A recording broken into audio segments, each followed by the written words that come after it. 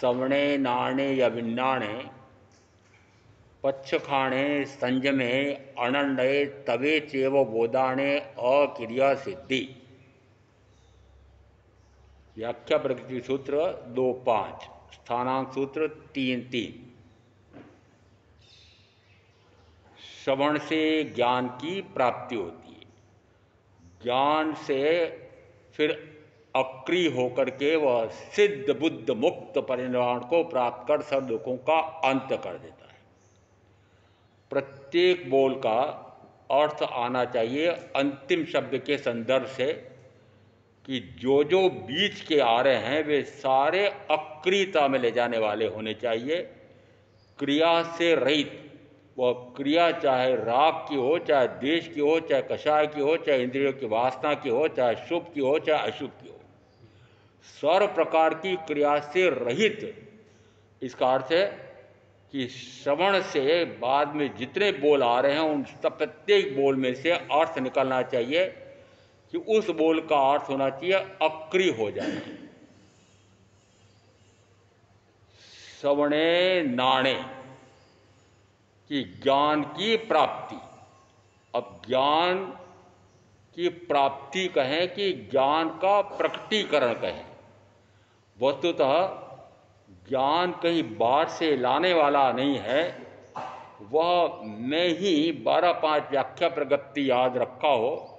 भगवान से पूछा, भगवान जीव ज्ञान स्वरूपी है कि अज्ञान स्वरूपी है? तो भगवान ने 2 उत्तर दिए, कदाचित ज्ञान स्वरूपी है, कदाचित अज्ञान स्वरूपी है। तो ज्ञान स्वरूपी है किसके लिए कहा और अज्ञान स्वरूपी किसके लिए कहा? अरे जीव के लिए कहा कि जीव ज्ञान स्वरूपी भी है, अज्ञान स्वरूपी भी है, दोनों विपरीत है। तो 2 विपरीत एक साथ कैसे रह सकते हैं कि दोनों विपरीत एक साथ होते ही नहीं है, दोनों परस्पर विरोधी हैं। तो एक समय एक होगा, दूसरा समय दूसरा होगा। कि जिस समय मैं अपने ज्ञान गुण से अपने आप को न जान करके शरीर आदि को अपना जानता हूं, उस समय कहा जाएगा वो विपरीत परिणमन है, वैभाविक परिणमन है। और जब तक विभाव रूप होता है तब तक वह अज्ञान स्वरूप ही कहा जाएगा। जिस समय वह मनुष्य भाव को प्राप्त करके केवल परमात्मा की वाणी सद्गुरु के माध्यम से सुनने का स्वर्णिम अवसर प्राप्त करता है, श्रवण करता है। सबसे महत्वपूर्ण बात क्या आई है? चत्तारी परमंगाणी दुर्लहानी जंतुण मानुसत्तम स्वयं सद्दा संजम मिय वीर्यम। उत्तराधन सूत्र के 4थे अध्ययन में भी आया है और 10वें अध्ययन में भी आया है। और 10वें अध्ययन में प्रारंभ करते समय ही जो रजनी गण के जाने पर तरुपत्र पुराने जाते झड़, यो मानव जीवन नश्वर है गौतम प्रमाद क्षण का मत कर। कुछ नोक लटकते ओस बिंदु कुछ देर ठहरते जो उस पर, यो मानव जीवन नश्वर है गौतम प्रमाद क्षण का मत कर। यह अल्पकाल की आयु और जीवन बहु विघ्नों का है घर, कर दूर पुराकृत कर्म धूलि गौतम प्रमाद क्षण का मत कर। 3 गाथा आई है। जो रजनी गण के जाने पर, कि जैसे जैसे रातें व्यतीत होती जाती है, जैसे जैसे जो क्षण व्यतीत होता जाता है, जो अवस्था इस शरीर की चली गई है, वह पुनः पुनः क्षण लौटने वाला नहीं है। जो क्षण व्यतीत हो गया, जो आयुष की अवस्था व्यतीत हो गई, जो शरीर का पूर्व में बाल्यकाल था वह व्यतीत हो गया, यौवन काल प्रारंभ होता है, किशोरावस्था प्रारंभ होती है, किशोरावस्था का व्यय होता है, यौवन अवस्था का उत्पाद होता है, यौवन अवस्था का व्यय होता है और युवावस्था को प्राप्त होता है, युवावस्था का व्यय होता है और प्रौढ़ अवस्था का उत्पाद होता है, प्रौढ़ अवस्था का व्यय होता है, वृद्धावस्था का उत्पाद होता है, वृद्धावस्था का व्यय होता है, वह वृद्धावस्था को प्राप्त होता है, वह वृद्धा को प्राप्त होकर के आयुष का काल व्यतीत हो जाता है, मरण को प्राप्त होता है। ये कर्म किसका दिया है? इस शरीर का दिया है। कि शरीर कैसा है, कि शरीर का जैसा स्वरूप जन्म लिया था वैसा, पूछो जरा अपने माता हो तो, कि जिस समय मैं बेटा में जन्मा था, माँ बताओ मैं उस समय कैसा लगता था, मैं उस समय कैसी लगती थी? अरे बेटा ऐसा गोरा चिट्ठा था, ऐसा बाल वय अवस्था में इतना अच्छा लगता था कि कोई भी गोद में लेने के लिए तैयार होता था, परंतु वह माँ की गोद छोड़ता ही नहीं था। मौसी भी लेना चाहे तो नहीं लेता जाता है। वो कैसे जानता है कि ये माँ है और ये मौसी है? अभी तो मुश्किल से 1 महीने, सवा महीने, 1.5 महीने का हुआ है, तब भी वह पहचानता है कि ये माँ है।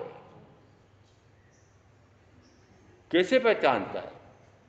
कि जिस समय गर्भ से बाहर आता है उस समय मीठा मीठा दूध किसने पिलाया?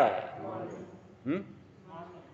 तो समझ गया हो कि मीठा मीठा दूध पिलाने वाली यह तो मेरी माँ है। शब्द तो बाद में पता लगा, परंतु पक्का यह हो गया कि ओह यही सबसे प्यारी है। और उसके बाद 18-21 के बाद क्या हो गया, वही न्यारी हो जाती है, वही न्यारा हो जाता है। उसके बाद क्या होता है कि जिस समय माँ और बाप वृद्धावस्था को प्राप्त होते हैं, बेटा कहता है, बहू कहती है, दोनों कहते हैं पिताजी आपने भी खूब कमाया है, मम्मी ने भी नौकरी की जीवन भर, उसने भी खूब कमाया है, हम दोनों भी खूब कमा रहे हैं, हम भी आराम से रहेंगे, आप भी आराम से रहेंगे, मैं आपको वृद्धाश्रम में भर्ती करा देता हूँ। किसको? है? जिसकी गोद छोड़ना नहीं चाहता, वो इतनी प्यारी लगती थी, अब अब कैसे लग रही है? इतनी खारी लगती है। क्यों? कि उन्हीं माँ बाप ने एक पुतली ला कर दे दी, एक पुतला ला करके दे दिया। ये पुतले पुतली ने इन्होंने क्या किया, फिर नए गुड्डे गुड्डी बनाए।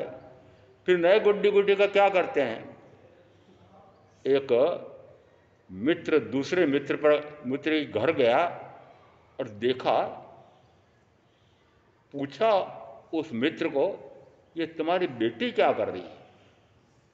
वो फटे छींतरे मेवाड़ी में छींतरे कहते हैं, वो फटे चिरचिरे कपड़े उनके गुड्डी बना रही थी, एक गुड्डा बना रही थी।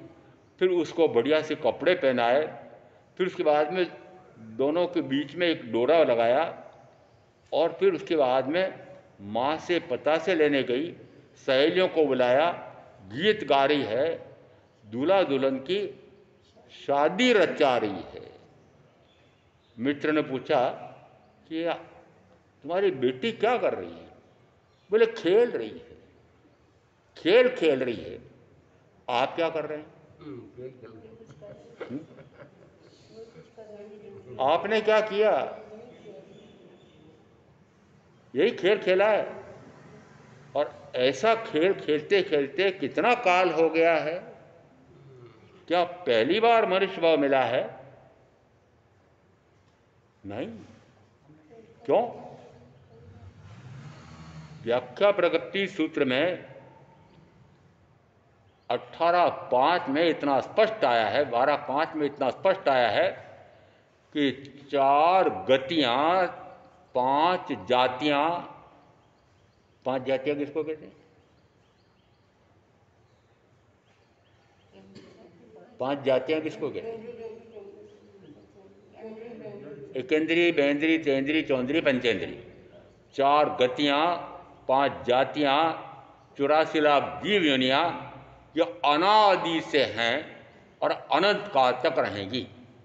इन चारों गतियों में परिभ्रमण करने वाले जीव एक से लगा करके अनंत ये भी निरंतर परिभ्रमण कर रहे हैं। और यह सृष्टि अनंत काल से, अनादि से अनंत काल हो गया चल रही है, और अनंत काल तक चलती रहेगी।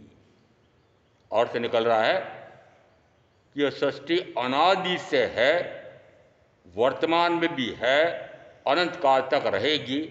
कौन चला रहा है? देखो, नया कारखाना तो लगाया है, ऊपर वाले ने चाहा तो चल निकलेगा। ऊपर वाला कौन?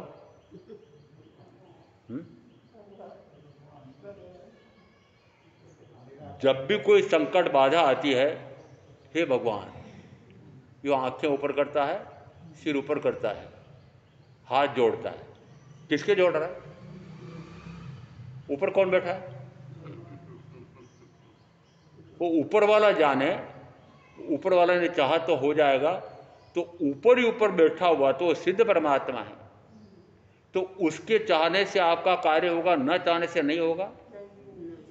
बोलते तो ऐसे ही हो। ये क्या है? ईश्वरवाद है कि नियतिवाद है कि क्रमबद्ध पर्याय का मानने वाला है कि अरिहंत तीर्थंकर की केवली की वाणी मानने वाला है। अभी मैंने उदाहरण दिए दो चार।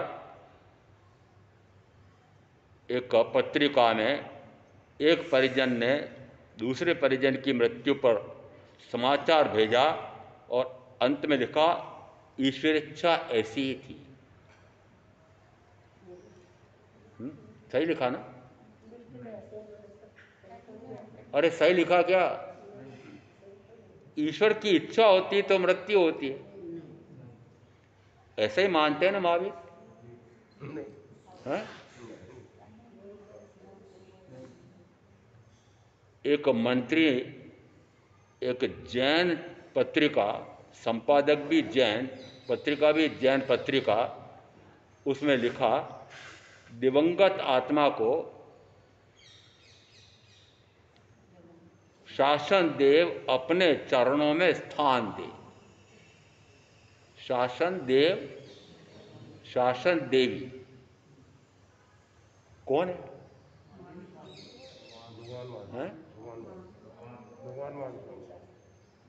अरे शासन किसका चल रहा है? क्यों? वे तो परिनिर्वाण को प्राप्त हो गए, अब उनका शासन कैसे है? अब तो वर्तमान में तीर्थंकर श्रीमंत परमात्मा है, उनका शासन है। और ये सुख दुख देने वाली कौन है? कौन सी माता है? अरे पूजा तो करते हो। ऋषभ विहार में मैंने जब चौमासा किया था, उस समय पास का पास दिगंबर मंदिर था। अब निकलते हैं सामने तो ध्यान तो जाता ही जाता है। दरवाजा, मुख्य दरवाजे पर एक मूर्ति बनी हुई थी और कितनी सजावट भी कर रखी थी, और सारे भाई बहन इतने बढ़िया साज सज्जा के साथ जाकर के घंटा भी बजा रहे हैं, तुरही भी बजा रहे हैं और गीत गा रहे हैं। किसको रिझा रहे हैं, किसको मना रहे हैं? पद्मावती माता। हाँ माता, वो पद्मावती माता कहाँ से आ गई है? अरे थी क्या पहले? ये कहाँ से पैदा हुई? अरे महाराज आपको पता नहीं क्या? जिस समय बाल पार्श ने भ्रमण करते हुए देखा, एक तापस एक बहुत बड़ा गोलाकार कुंड बना रखा था। उस गोलाकार कुंड में आग लगा रखी थी और वह उस आग के कुंडे में भीतर बैठा हुआ था। वो बाल पार्श ने जाकर देखा, भ्रमण करने के लिए निकले थे शहर में। अरे तापस, तू तो अग्नि तपा करके अपना रौब जमा रहा है इन सारे दर्शकों के सामने, परंतु ये जो लकड़ा जल रहा है तुम्हारे कुंड में, उसमें एक नाग नागनी बैठे हुए हैं। उसको गुस्सा आया, कहाँ है? सारी जनता के सामने उसकी बेइज्जती हो जाएगी, इस कारण से पहले तो डांटा। उसने कहा, जैसे ही वो लकड़ा निकलवाया, चिरवाया और एक नाग और नागनी आधे जूझते हुए भागने लगे, उस समय 80 आउसा ऐसा मंत्र सुनाया और मंत्र सुनाने के कारण से उनको सम्यक दर्शन हो गया, सम्यक तो हो गई, और सम्यक के साथ मृत्यु होती है तो देवगति होती है। एक नाग देवी, एक नाग देवता इस प्रकार से हुए।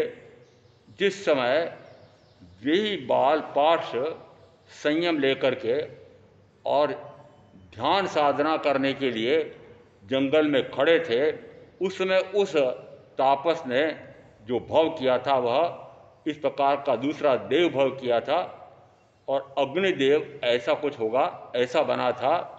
और उसने पूर्व का वैर का बदला लेने के लिए घनघोर बरसात प्रारंभ कर दी। इतनी बरसात कि बरसात पानी इकट्ठा होते होते महामुनि पार्श के गले तक आ गया, ओठ तक आ गया, और नाक में जाने वाला है और नाक में चला जाए तो मृत्यु हो जाए, ऐसा उन नागिनी को पता लगता है। दोनों दौड़े दौड़े आते हैं। एक ने अपने फन से उनके पैर को ऊपर उठाए, दूसरे ने ऊपर उसकी छतरी बनाई फन की और उनको पानी में डूबने से बचाया, नहीं तो मामुनि पार्श मर जाती। ठीक है ना? मर जाते, मर जाते क्या?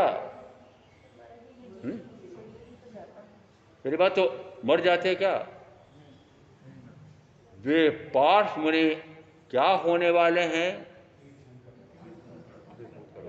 केवल ज्ञान प्रकट करके तीर्थंकर नाम गोत्र कर्म का उपार्जन करके आए थे तो तीर्थंकर होने वाले, और तीर्थ की स्थापना होती है और उसके बाद में आयुष का काल पूरा होता है तो परिनिर्वाण को प्राप्त कर सर्व दुखों का अंत करते हैं।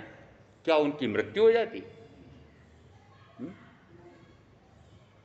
आपने कथा सुनिए,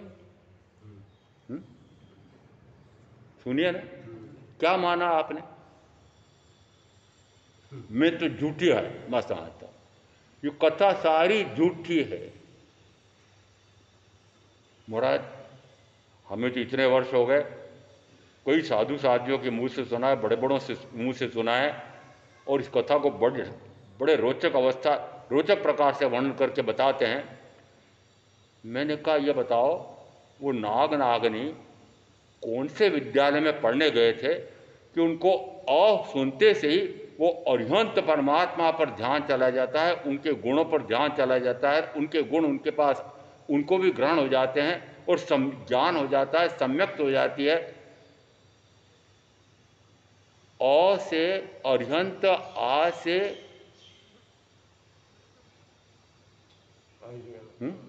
असी, सी से सिद्ध, असी आउसा, आ आचार्य, उ उपाध्याय और स से साधु। कौन से विद्यालय में पढ़ने गए थे कि अ सी आ उ सा से वो नवकार मंत्र का उनको स्मरण आ गया? कहाँ पढ़ने गए थे?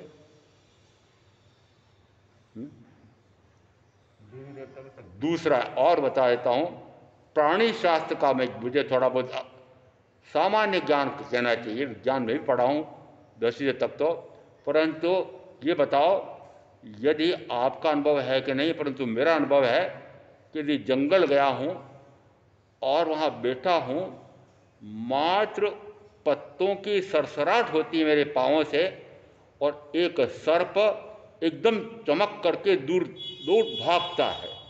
इसका अर्थ है कि उसकी संवेदन शक्ति कितनी है कि उसको खतरा लग रहा है कि कोई न कोई प्राणी आया है, मेरे को मार सकता है, दुखी कर सकता है, तो तुरंत भागता है। ऐसी उसकी संवेदन शक्ति है। यदि पेड़ का एक ठूंठ है, ठूंठ यानी सूख गया है, और जैसे वो पेड़ था उस समय इसको खोखल बनी हुई थी नैसर्गिक रूप से, खोखल होती है कभी कभी पेड़ों में, उस खोखल में वे चले गए थे सुरक्षित स्थान ढूंढ करके, और अब मान लो उसी लकड़े को, उस ठूंठे को काटा गया और काट करके एकदम से दर से नीचे गिरता है, चुपचाप बैठे रहते हैं। फिर वापस उसको 3-4 जगह उठा पटक की थी, वो चुपचाप बैठे रहते हैं। फिर उस कुंड में रखा गया था, वो चुपचाप बैठे रहते हैं। और फिर आग लगी तो आग की गर्मी के कारण से फिर तड़प रहे हैं, झुलस गए हैं, और फिर लकड़ा चीरा गया तो निकल करके भागे। क्या खोखल ऐसी थी कि निकल नहीं सकते थे, चीरना पड़ रहा? और अभी मैंने बताया कि जरा सी सरसराहट होती है तो एकदम चमकता है। यदि उस लकड़े को जगह जगह पटका है, वो चुपचाप बैठे रहे, अंदर सोए रहे। प्राणी शास्त्र के अनुसार भी मानो कि उसकी संवेदन शक्ति इतनी है कि सरसराहट होती है तुरंत निकल के भागता है, और खोखल में घुसे हैं तो खोखल ऐसे ही निकल ही सकता है। अब निकलना ही नहीं चाहा उसने, इतने जगह उठाया है पटकाया, उठाया पटका, निकलना नहीं चाहा।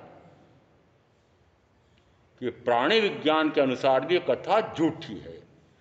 दूसरा कि इस प्रकार का असी आउसा शब्द कहने से यह नवकार मंत्र का स्मरण आ गया।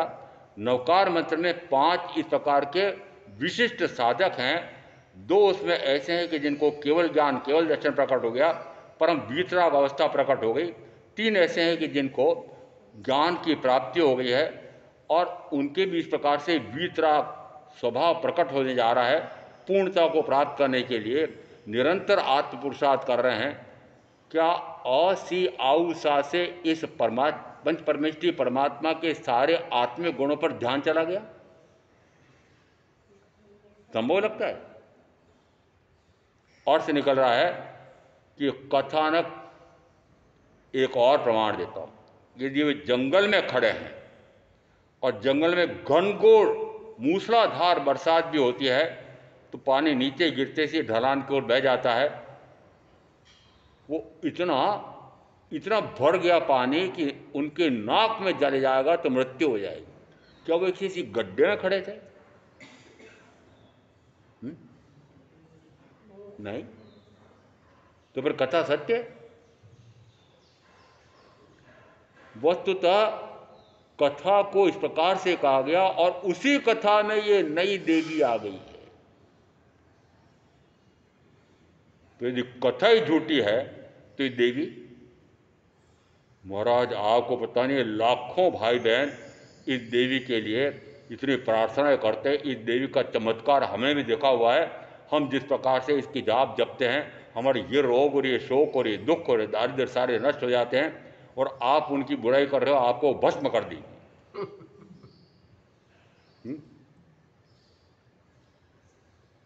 उस महादेवी की बुराई कर रहे हो तो उसकी शक्ति कितनी है? किसी को भस्म कर सकती है?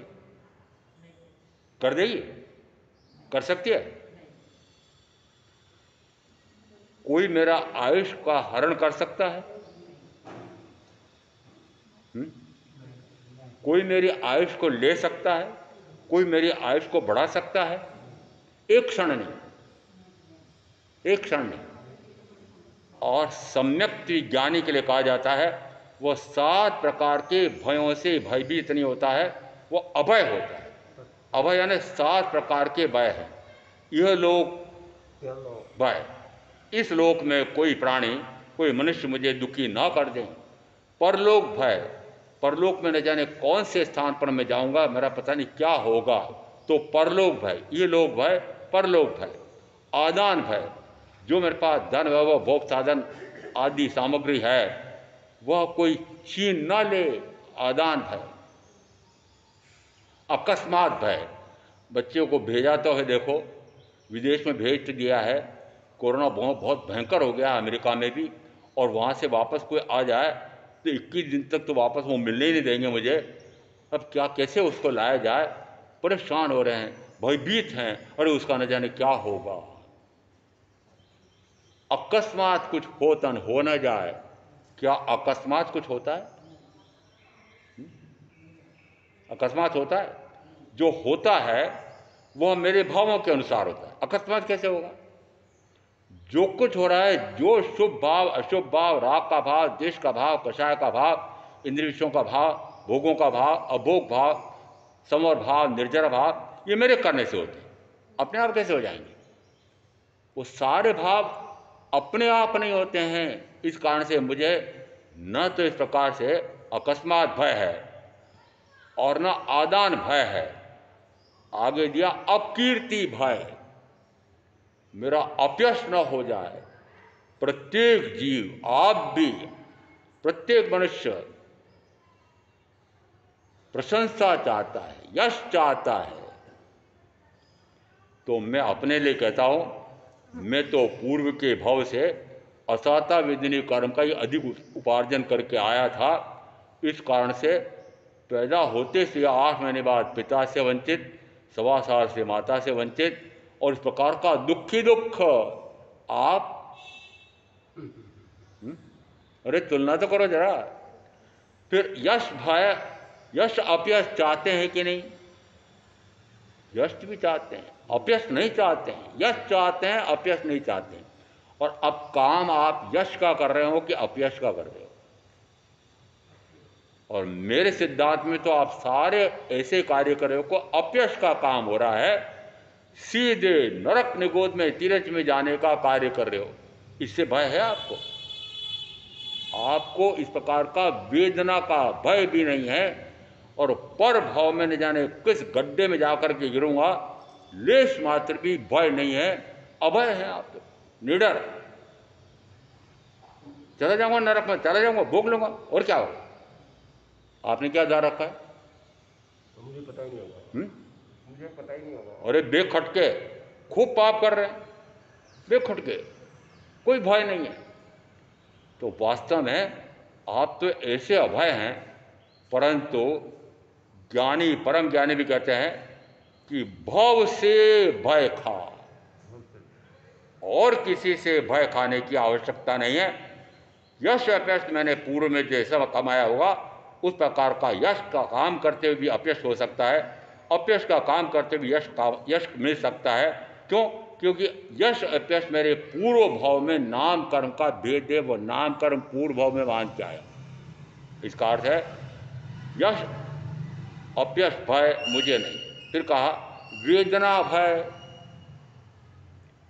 शरीर में जब वेदना ना आ जाए, कोई दुख ना आ जाए, कोई दारिद्र ना आ जाए, भय खाते हो?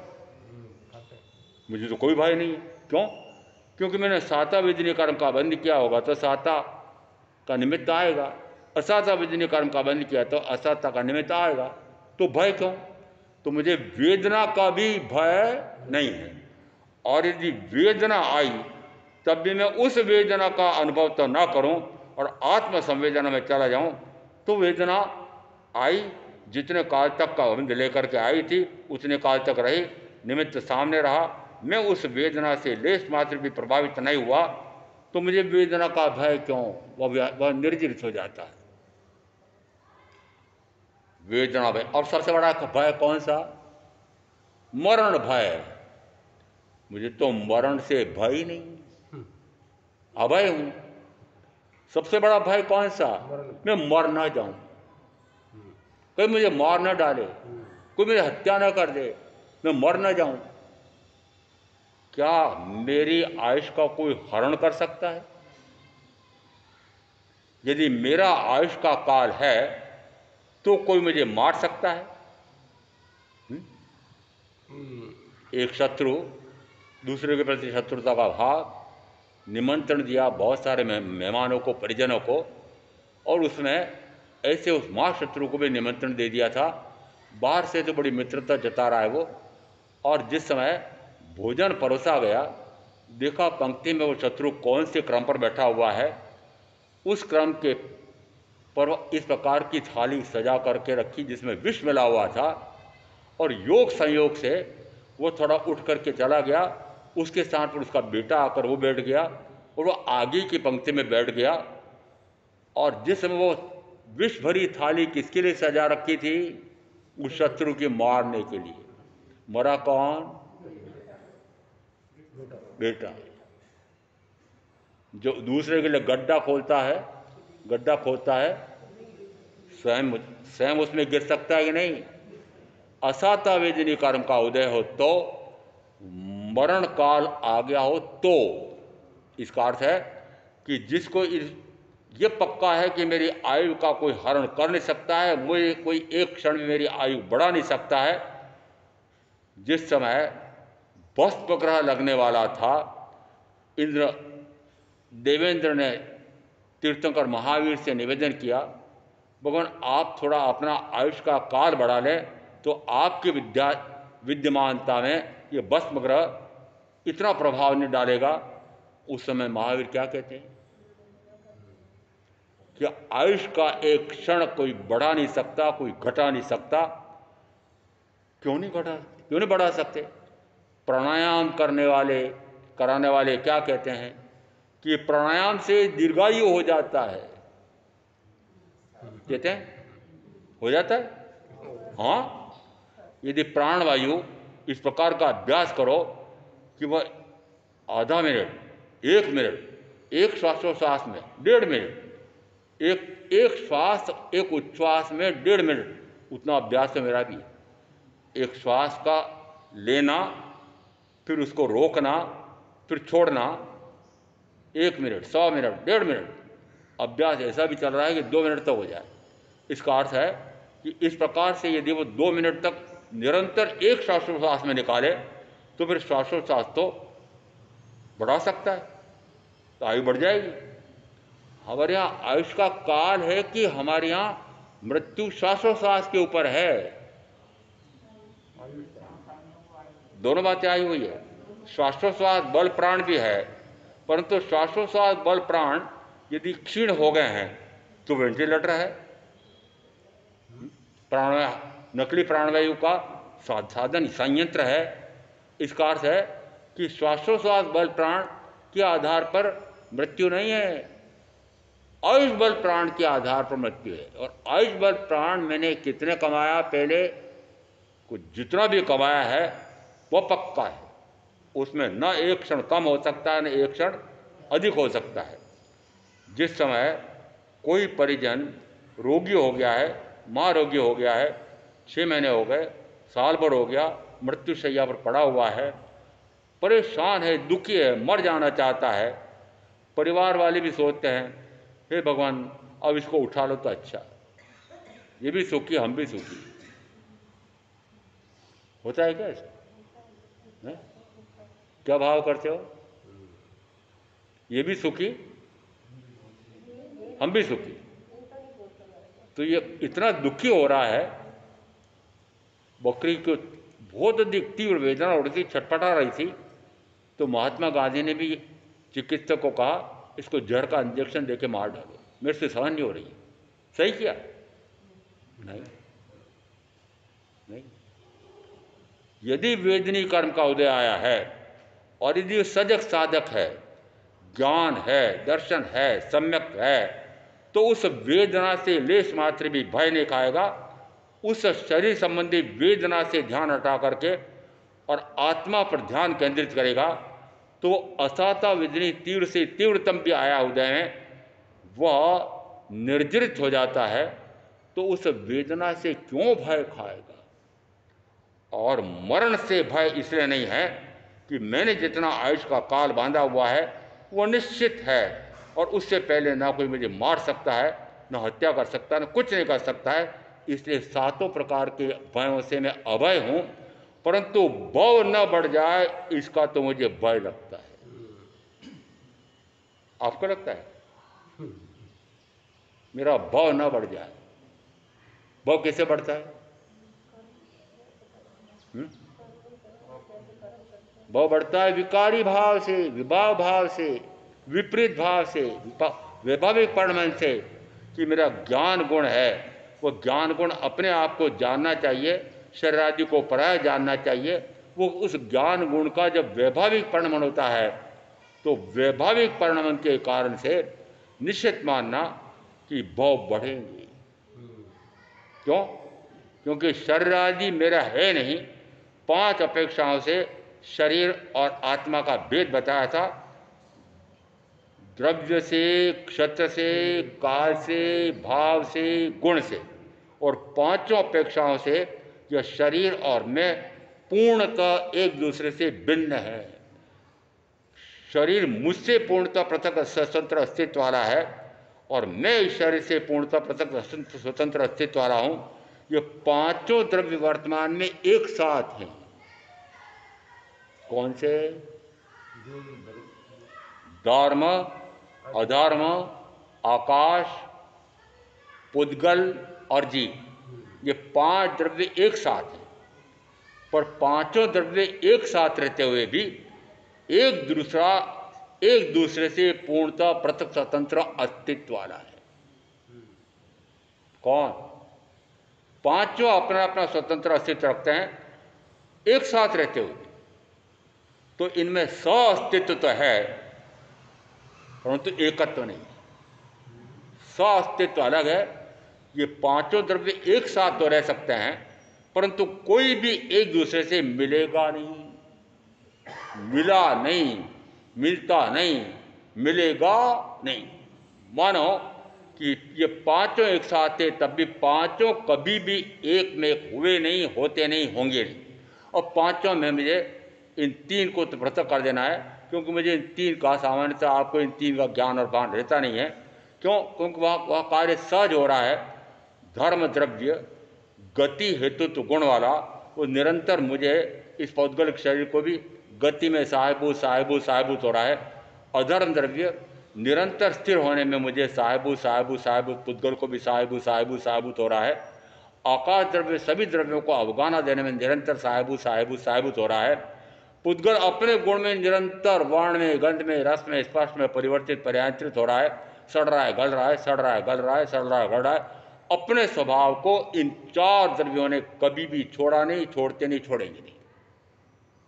और चारों मां मूर्ख हैं, बुद्धू हैं, पागल हैं, कुछ नहीं जानते।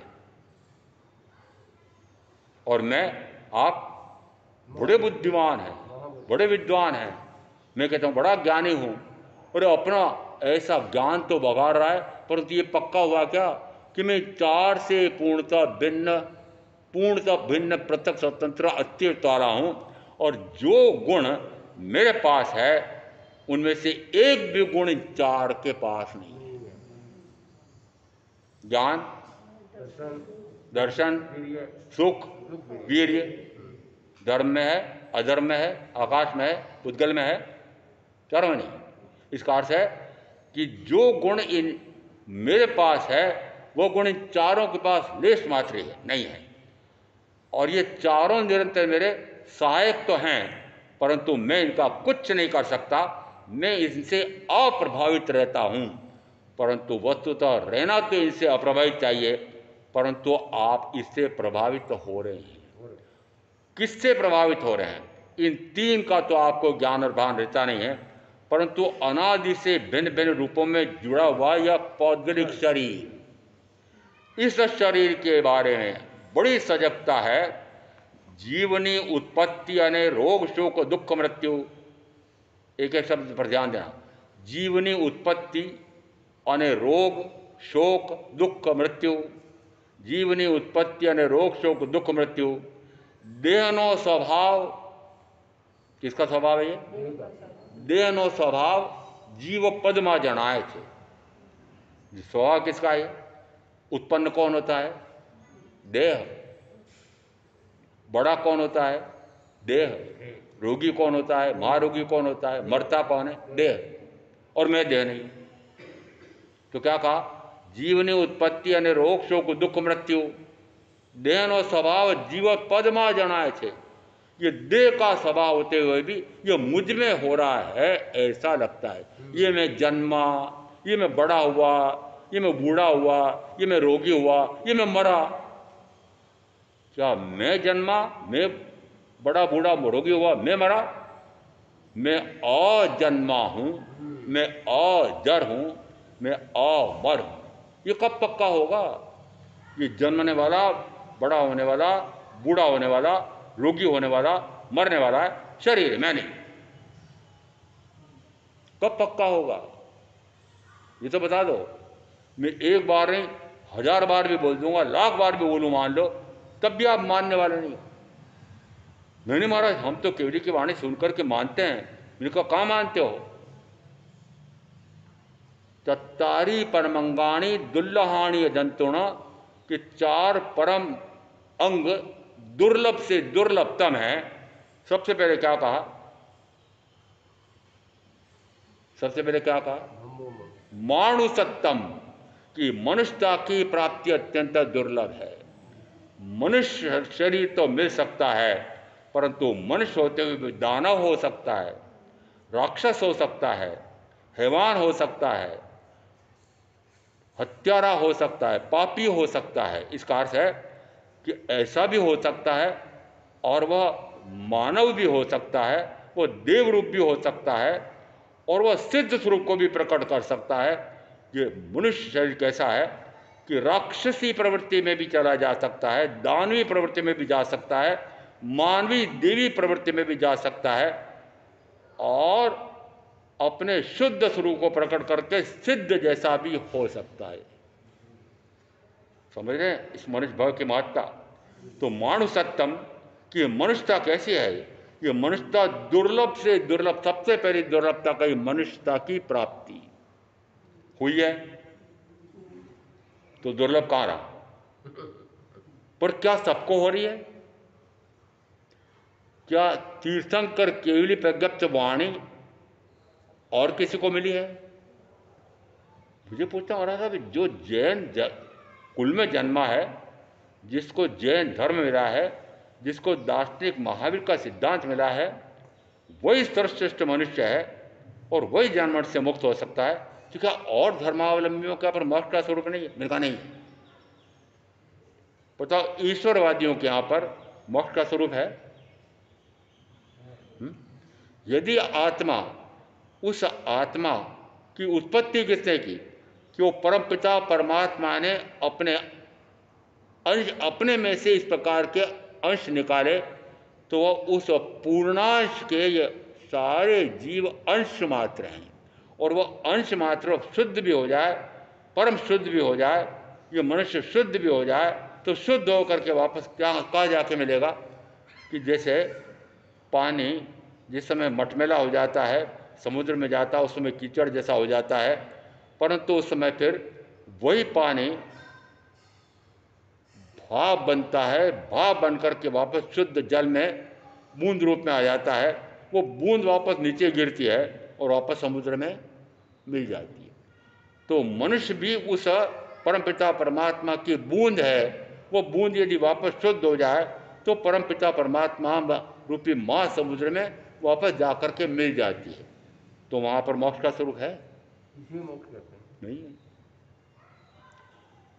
चार्वाकवादियों का पर है कि नहीं है? गौतम बुद्ध के मानने वालों के यहाँ है? क्या गौतम बुद्ध, सिद्ध बुद्ध मुक्त हुए थे? बोधिसत्व को प्राप्त हुए। बोधिसत्व का प्राप्त होना भिन्न बात है, और सिद्धत्व प्रकट हो जाना, शुद्ध हो जाना भिन्न बात है। इसका अर्थ है वहां भी नहीं है। क्या नियतिवादी गोशालक के यहां मुक्ति की साधना है? जितने जितने दार्शनिक मानना चाहते हैं आप, वो चार्वाकवादी के यहां पर है? चार्वाकवाद क्या है? अभी संक्षेप में गिन लो।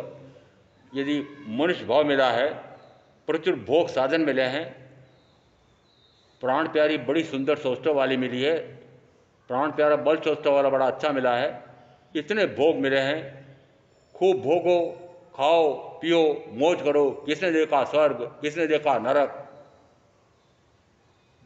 कौन मानता है? चरवा। आपके बेटे बेटे नहीं जानते? आपकी बेटे बेटी ये मानते हैं कि नहीं? अरे वो दादाओं को दादियों को बोलते हैं, अरे दादी कहाँ नरक है, कहाँ स्वर्ग है, किसने देखा? खाओ पियो मौज करो ना, क्यों परेशान करते हो मुझे? आप भी आराम में रहो, मैं भी आराम में रहो। बताओ, महावीर के मानने वाले कुल में जन्मे हैं, पर दानव हो गए हैं, हैवान हो गए हैं, राक्षस हो गए हैं, वे पूर्णतः काम वासना के कीड़े होने जा रहे हैं। खूब कमाओ, खूब खाओ, खूब भोगो और मर जाओ। खाना पीना कमाना भोगना मर जाना, यह आपके बेटे बेटी ये भोग लक्ष्य हैं कि मोक्ष लक्ष्य हैं?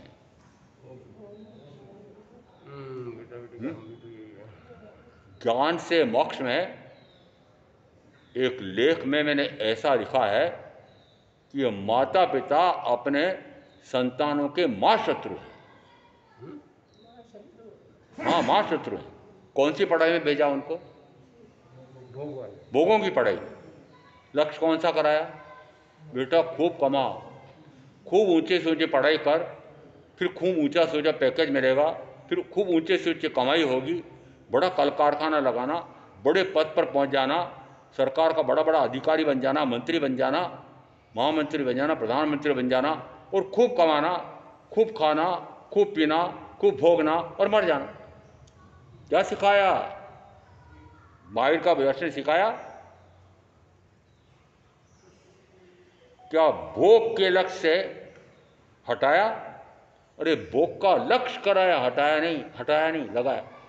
क्या आपने जो शरीर संबंधी भोगों संबंधी पढ़ाई कराई है, तो आपकी जो संतानें जो पढ़ाई कर रही है ना, मैं एक शब्द में तुलना करूं, 1966-67 में मैंने एलएलएम किया था। उस समय मध्य प्रदेश में, राजस्थान में पहला एलएलएम था।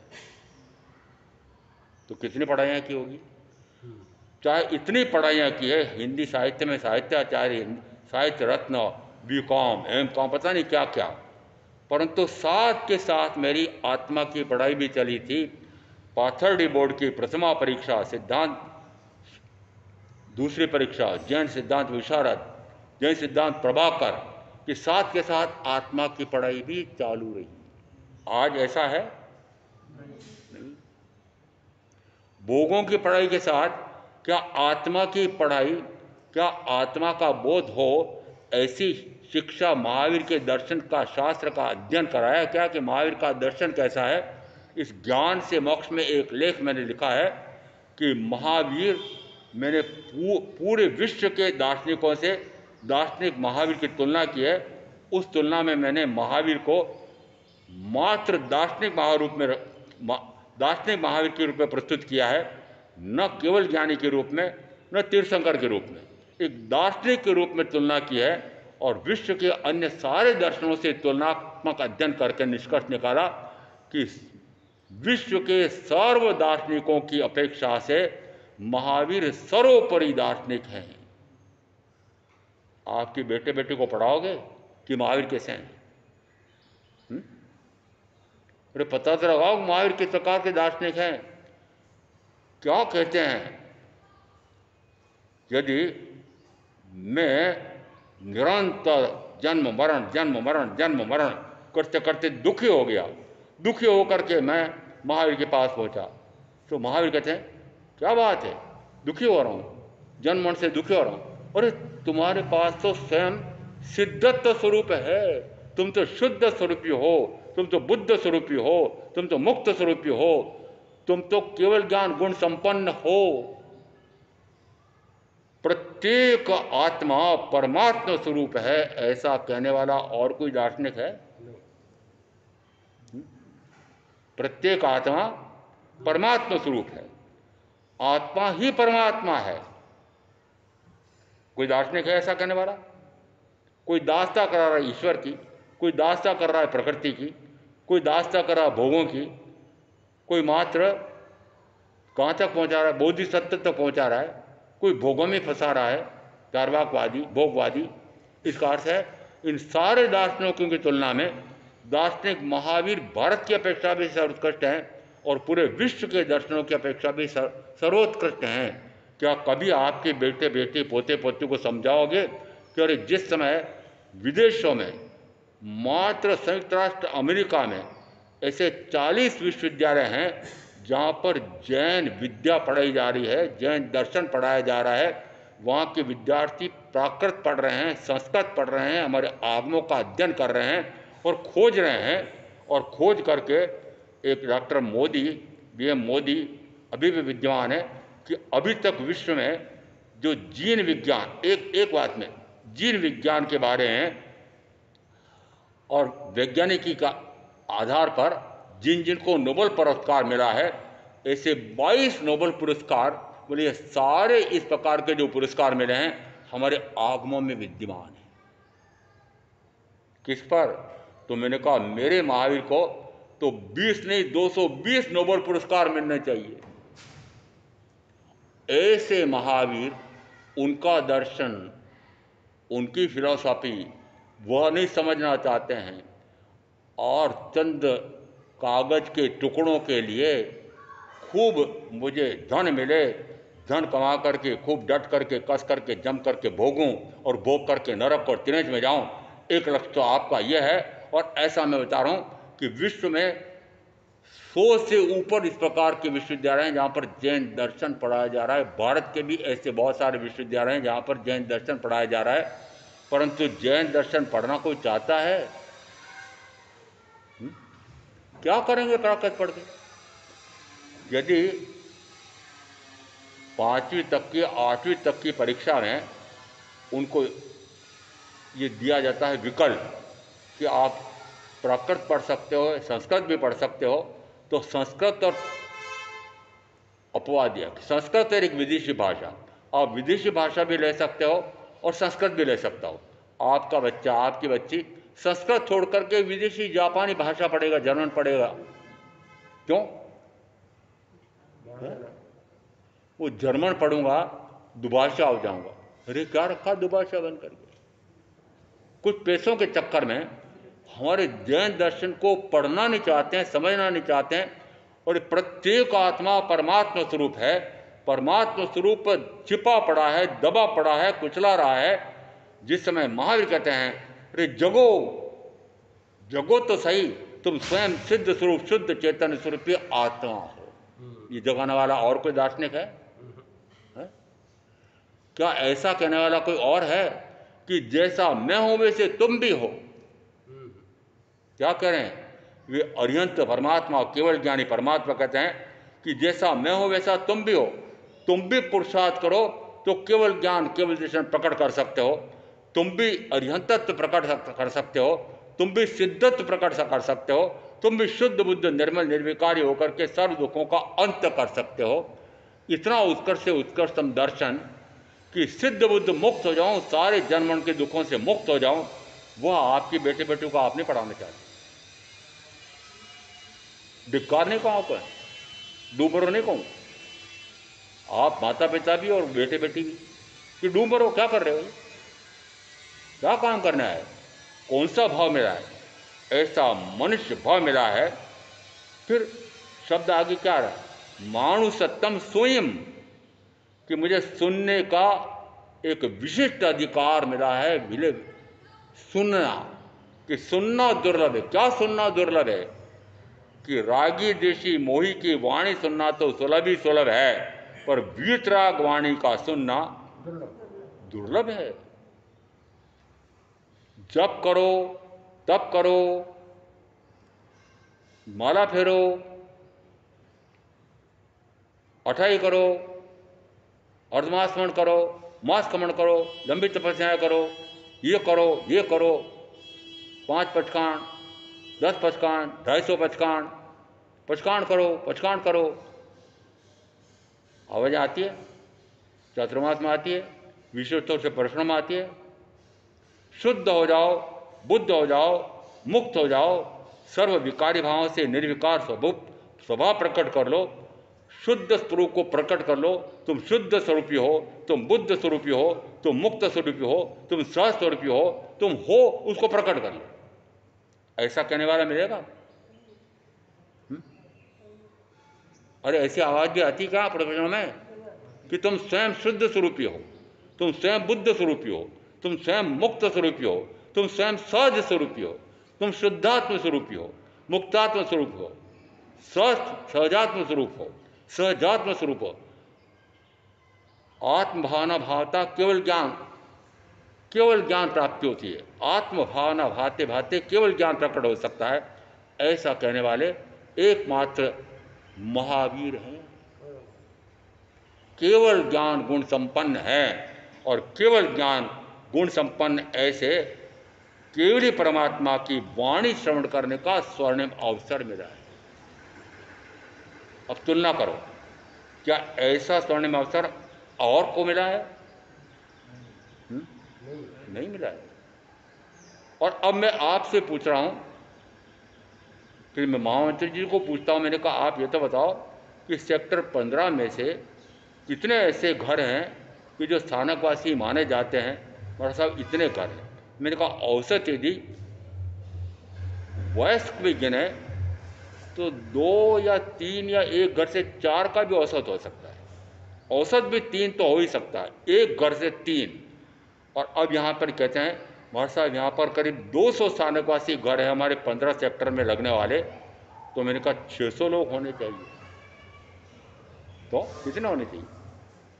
अरे चलो आप गिनती आप करते रहना, पर जितने जितने तीर्थंकर महावीर के कुल में ये सेक्टर 15 के जो निवासी हैं, ये सारे महावीर के कुल में जन्मे हैं। महावीर का धर्म दर्शन जानने मानने करने वाले, चरितार्थ करने वाले कुल में जन्मे हैं। क्या इस प्रकार के कुल में जन्म लेकर के फिर इस प्रकार की अप्रतिम वाणी सुन करके उसी प्रकार से शुद्ध बुद्ध निर्मल निर्विकारी होकर के परम शुद्धात्म स्वरूप प्रकट करके जन्म मरण से मुक्त हो जाऊं, ऐसी साधना सुन करके मैं आप जो करेंगे उनका अवश्य कल्याण होगा। ओम शांति।